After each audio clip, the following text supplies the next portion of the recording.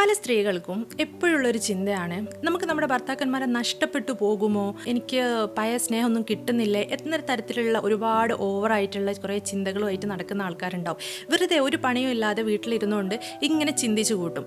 ഇതിൻ്റെ ഒരു ബുദ്ധിമുട്ട് എന്താണെന്ന് വെച്ച് കഴിഞ്ഞാൽ, ഇത്തരത്തിലുള്ള ചിന്തകൾ ഉള്ളിലേക്ക് കയറി വരുന്ന സമയത്ത് നമ്മൾ അങ്ങനെ നമ്മുടെ ഭർത്താക്കന്മാരെ ബുദ്ധിമുട്ടിച്ചുകൊണ്ടേയിരിക്കും. ഒരു 100 വട്ടം വിളിച്ചുകൊണ്ടിരിക്കും. ഒരു വട്ടം വിളിച്ചിട്ട് ഫോൺ എടുത്തിട്ടില്ലെങ്കിൽ പിന്നെയും അവരെ വിളിക്കും, ഒരുപാട് മെസ്സേജ് അയക്കും, ഒരുപാട് അവരെ ബുദ്ധിമുട്ടാക്കുന്ന രീതിയിലേക്ക് നമ്മൾ റിയാക്ട് ചെയ്യുന്നത് കാണാൻ പറ്റും. നമ്മളുടെ ഭാഗത്തു നിന്ന് നോക്കുമ്പോൾ ഇതൊരു കെയർ ആയിട്ടും സ്നേഹമായിട്ടൊക്കെ നമുക്ക് തോന്നും. പക്ഷേ ആസ് എ ഹസ്ബൻഡ് എന്നുള്ള നിലയ്ക്ക് അവർക്കത് ഭയങ്കര ബുദ്ധിമുട്ടായിട്ട് അല്ലെങ്കിൽ ഭയങ്കര ഒരു ഇറിറ്റേഷൻ ആയിട്ട് ഫീൽ ചെയ്യും. എപ്പം ഒരുപാട് വട്ടം ഞാനൊരു വട്ടം ബിസിയാണ് എന്ന് പറഞ്ഞാൽ വീണ്ടും അവരെ വിളിച്ചുകൊണ്ടിരിക്കുന്നു.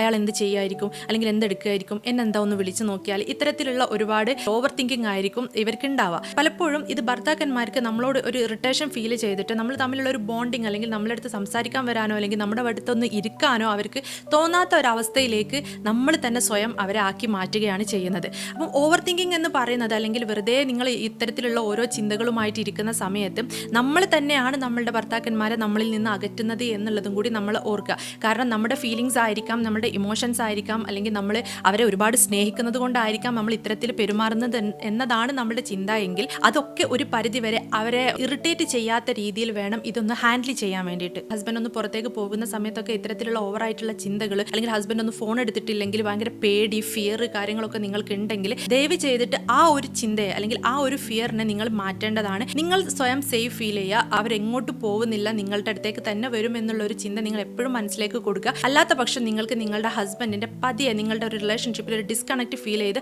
അവരെ നിങ്ങൾക്ക് പതിയെ നഷ്ടപ്പെട്ടു പോകുന്നത് നിങ്ങൾക്ക് കാണാൻ പറ്റും.